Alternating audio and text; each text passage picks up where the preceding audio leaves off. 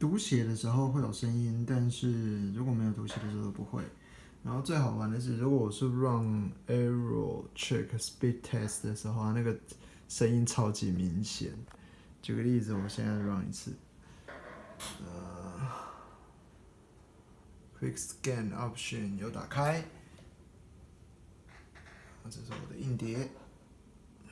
好，大家听听看，麦克风拿近一点。好，3、2、1，开跑。